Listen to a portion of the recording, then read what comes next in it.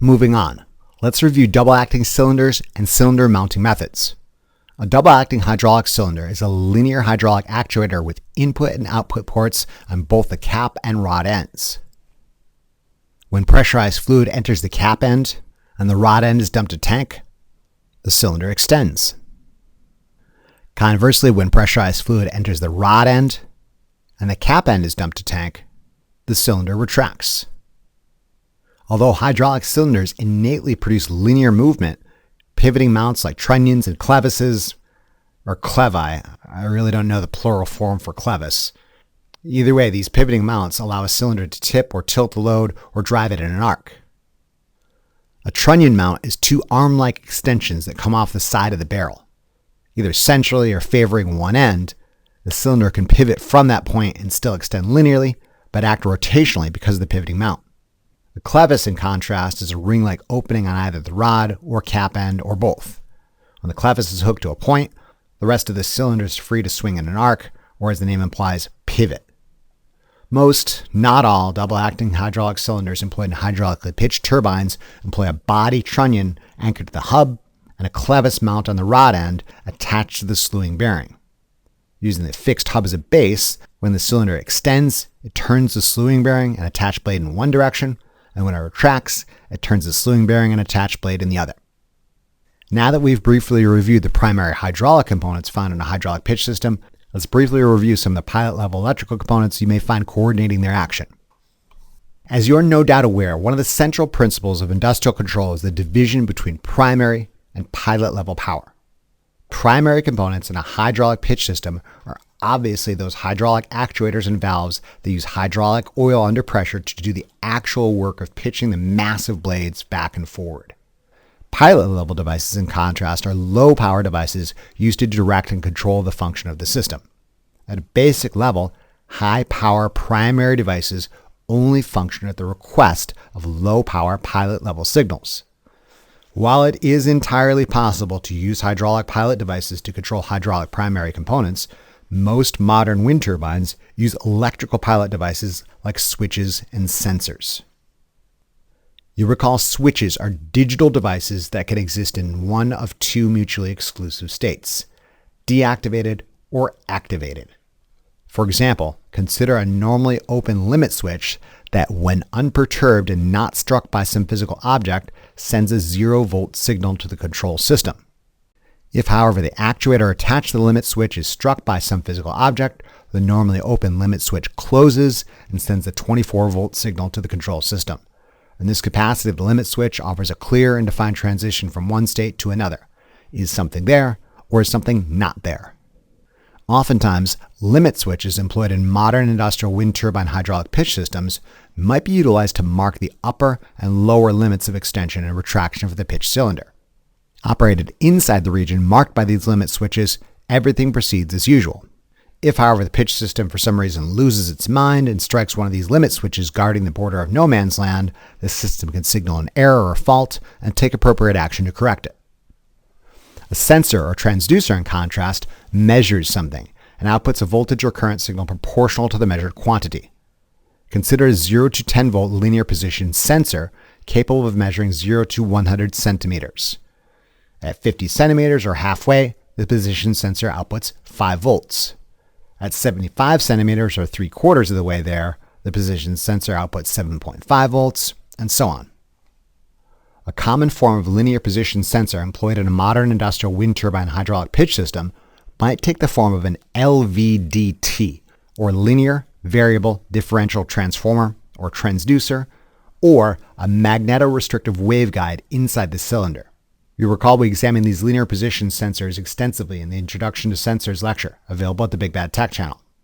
Although these devices directly measure linear extension of the cylinder, this output signal can be indirectly used to measure the rotational position of the pitch slewing bearing, thus the blade angle.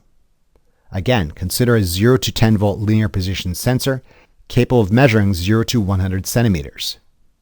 Fully retracted at 0 centimeters of extension, the LVDT outputs 0 volts, corresponding to a blade angle of 90 degrees. Fully extended at 100 centimeters of extension, the LVDT outputs 10 volts, corresponding to a blade angle of 0 degrees. Halfway extended at 50 centimeters, the LVDT outputs 5 volts, corresponding to a blade angle of 45 degrees, and so on. This chain conversion from a voltage signal to a linear position and ultimately to a blade angle is something known as a transfer function, something we'll explore in greater detail in later lectures. Speaking of transfer functions, let's do a super quick review of closed-loop control as applied to hydraulic pitch systems. Automated industrial systems rely on closed-loop control to ensure the output of a system meets expectations. There are numerous terms associated with closed-loop control systems that differ from industry to industry, and I found it easier to refer to them as what you got and what you want. The key feature of a closed-loop control system is continuously comparing what you've got with what you want. Notice the diagram shows a sensor measuring the output of the system, i.e. what you got, and this value is fed back to something known as a comparator, which, as the name implies, compares the measured value of what you got with what you want. If what you got is equal to what you want, don't mess with it. If what you got is less than what you want, go get more. Finally, if what you got is more than what you want, get rid of some. As we discussed earlier, the primary goal of the blade pitch system is to regulate the output of the generator. This begs the question, what output property should the closed-loop control system monitor and control? Blade angle, generator speed, generator power? If you think about it, these are all interrelated properties. In the interest of keeping this lecture introductory in nature and expeditious in length, I'm going to forego all this fascinating complication and simplify this decision-making as a computational block that simply issues a desired blade angle given a wind speed and power output of a generator. This isn't really how it's officially done, but good enough for the purposes of this lecture. A more holistic representation of a larger generator control system might look something like this, where the pitch control subsystem we're looking at today is this tiny little block down here, and the rest of this gitchy-mitchy is all the stuff that needs to be taken into consideration to generate a desired blade pitch, among other properties.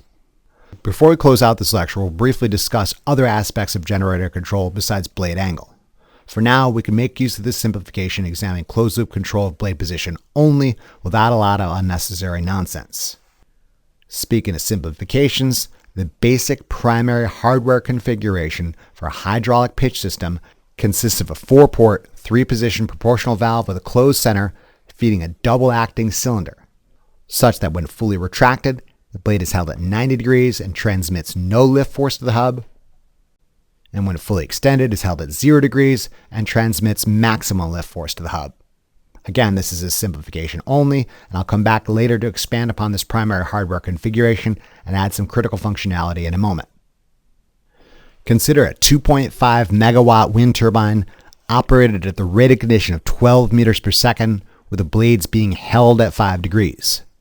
With this particular blade angle and wind speed, let's say the generator turns at 1854 RPM and produces the rated output of 2.5 megawatts.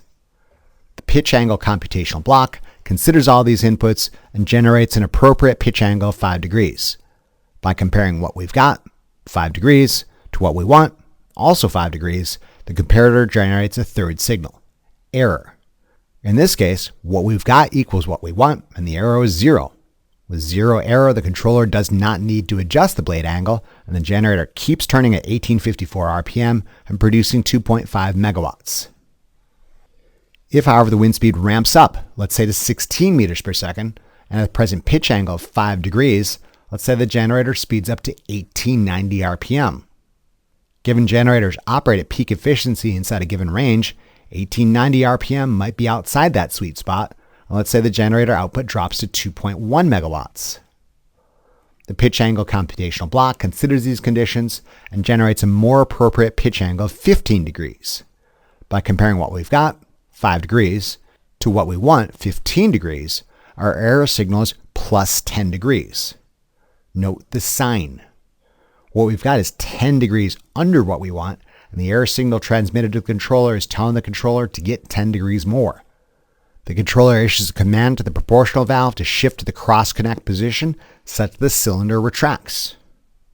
Once the LVT measuring the linear extension of the cylinder and thus blade angle hits the desired 15 degrees, we're back to a condition where what we've got is equal to what we want, i.e. 0 degrees error.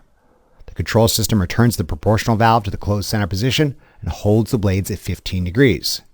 Given this wind speed and blade angle, the generator speed and output stabilizes around the sweet spot of 1854 RPM and 2.5 megawatts output. Conversely, in the event the wind speed drops to 14 meters per second and at the present pitch angle of 15 degrees, let's say the generator's speed slows down to 1830 RPM and output drops to 2.3 megawatts. The pitch angle computational block considers these conditions and generates a more appropriate pitch angle of 10 degrees. By comparing what we've got, 15 degrees, to what we want, 10 degrees, our error signal is negative 5 degrees. Note the sign. What we've got is 5 degrees over what we want, and the error signal transmitted to the controller is telling the controller to get rid of 5 degrees. The controller issues a command to the proportional valve to shift to the straight-through position such that the cylinder extends. Once the LVDT measuring the linear extension of the cylinder and thus blade angle hits the desired 10 degrees, we're back to a condition where what we've got is equal to what we want, i.e. 0 degrees arrow. The control system returns the proportional valve to the closed center position and holds the blades at 10 degrees. Given this wind speed and blade angle, the generator speed and output stabilizes around the sweet spot of 1854 RPM and 2.5 megawatts output. Of course, this automated adjustment does not happen instantaneously, and there is some rise, fall, and settling time and over and undershoot that can be accounted for with some not so trivial math. Additionally, you will note that the analog nature of the proportional valve itself allows for variable rates of transition from one blade angle to the next.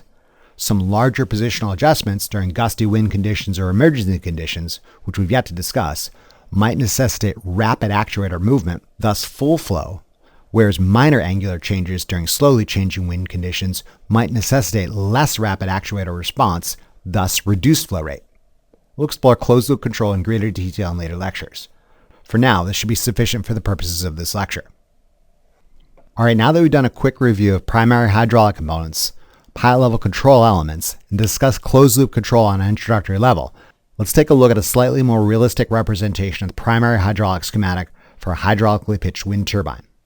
As previously illustrated, the core elements of a single blade pitch system consist of a 4-port, 3-position proportional valve with a closed center feeding a double-acting cylinder, such that when fully retracted, the blade is held at 90 degrees and transmits no force to the hub, and when fully extended is held at 0 degrees and transmits maximum lift force to the hub.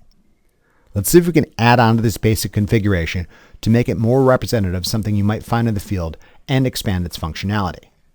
Perhaps one of the easiest ways to make this system more representative of a modern industrial wind turbine hydraulic pitch system is the addition of another double-acting hydraulic cylinder and proportional valve.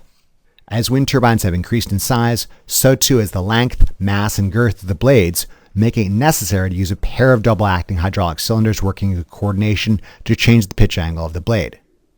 You will additionally note a 3-bladed turbine would necessitate 2 more sets of these double actuator arrangements, bringing our count to 6 double-acting hydraulic cylinders driven by 6 proportional valves, a pair for each blade.